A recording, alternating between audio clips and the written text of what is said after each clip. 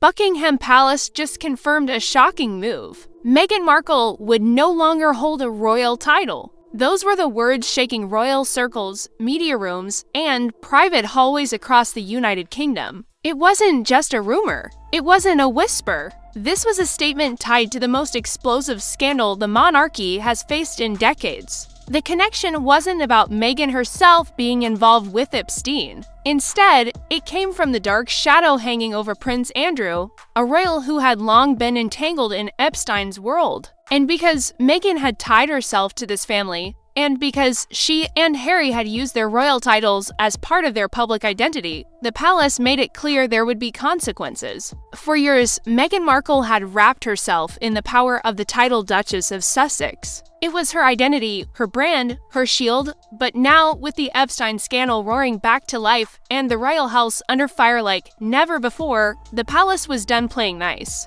The message from inside royal walls was simple. This title will not protect her anymore. And the person leading that charge, not Parliament, but the next king-in-waiting, Prince William. And that's where this story truly begins. For years, people believed royal titles were untouchable, permanent, protected, something only a royal could surrender voluntarily. But everything changed with one document, a letters patent. After Andrew's scandal exploded after the Epstein connection, the lies, the payoffs, and the disgrace, pressure poured into the palace. Something had to change. The monarchy couldn't let a royal keep a title while swimming in controversy. So, a new letters patent was introduced, and it did something shocking. It made title removal possible by force. No permission needed, no agreement required. This was the tool William needed. Before this, a royal like Andrew could simply refuse to give up a title. But now, the crown could take it, strip it, erase it with a signature. That meant legally and officially Harry and Meghan could lose every royal title whether they agreed or not. And once William becomes king, that power sits entirely in his hands. And with this legal weapon, the path was clear. The titles were no longer protected. The clock was already ticking. And in William's new monarchy, no one, not even his own brother, was safe. To understand why William was willing to swing the axe so hard, you'll have to look at the event that shattered the last bit of royal patience. The Andrew scandal. For years, the monarchy had tried to survive it. They distanced themselves. They issued statements. They held back information. They hoped it would fade, but it didn't. Instead, it grew darker, it grew louder, and it grew more dangerous. According to reports, Andrew had not only been tied to Jeffrey Epstein socially,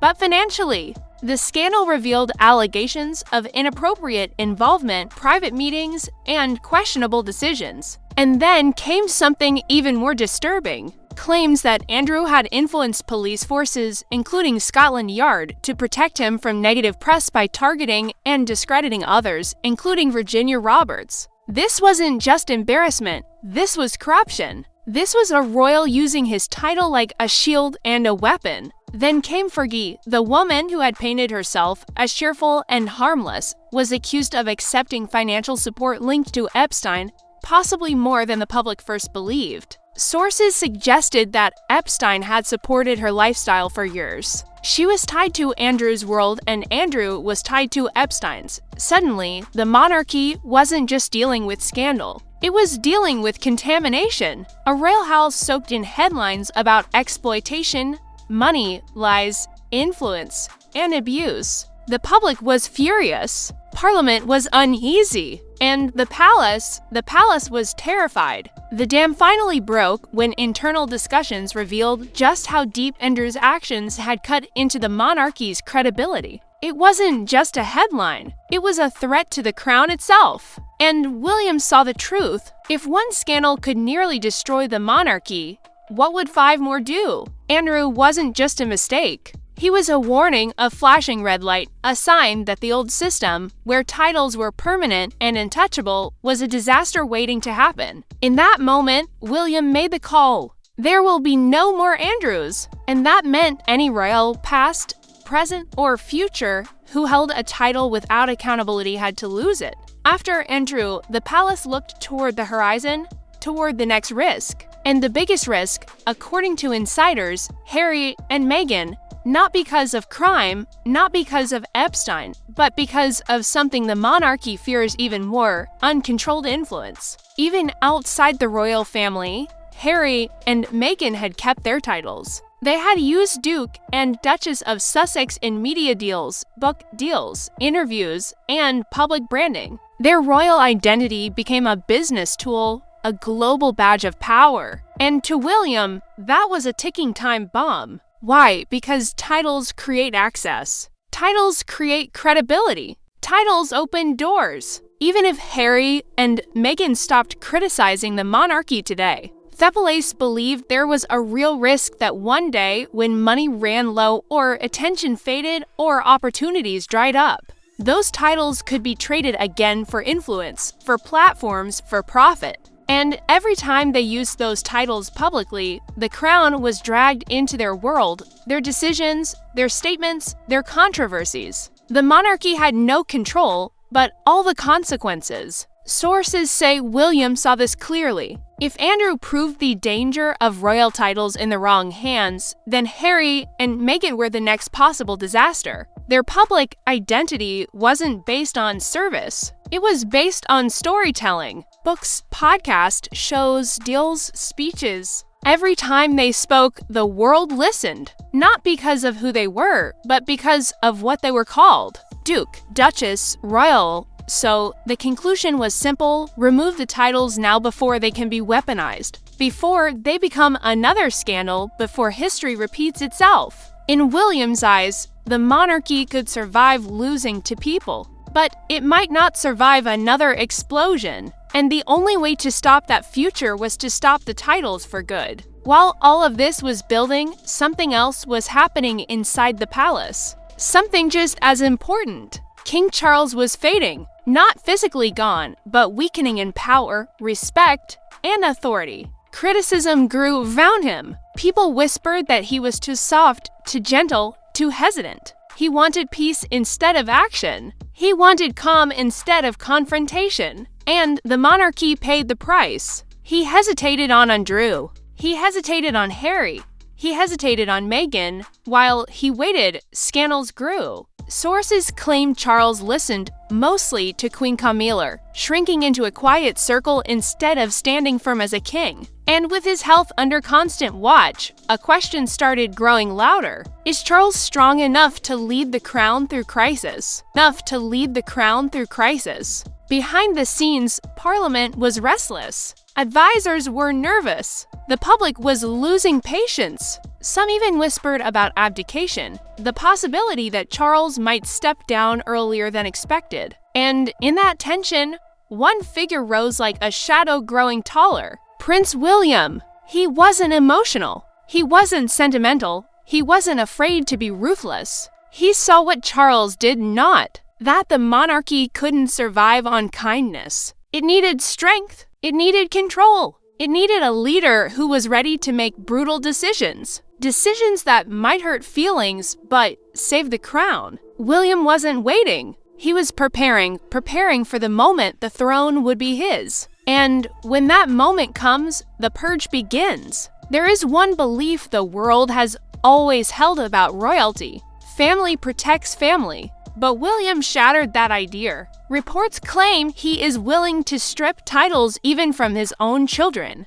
Princess Charlotte and Prince Louis, if they grow up and choose not to serve the monarchy.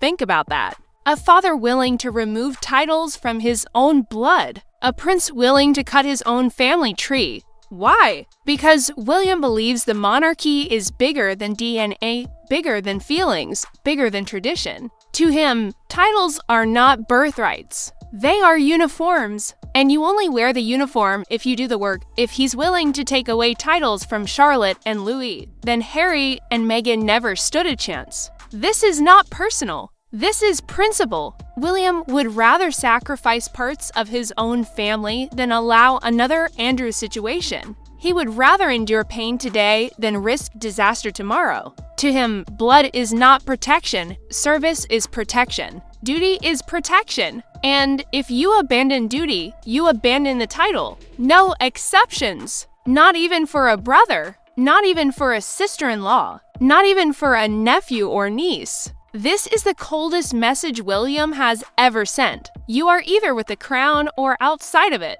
Once you step outside, the crown does not follow you. Somewhere deep inside the palace, in a quiet office behind guarded doors, the future of the monarchy sits in silence. A stack of papers, a prepared framework awaiting signature. Everything needed to erase a royal identity forever. The air around the monarchy feels different now. Heavy charged like the calm before thunder because everyone inside those walls knows the truth. History is moving. William is no longer the young prince walking 2 steps behind. He is the storm approaching the throne. He is the force ready to cut, reshape, rebuild, and redefine what royalty means. The titles that once seemed eternal are hanging by threads. Harry and Meghan feel it. The palace feels it. The public feels it. A countdown has begun. Silent, invisible, unstoppable. One day soon, a moment will come when William steps forward as king. And when that moment arrives,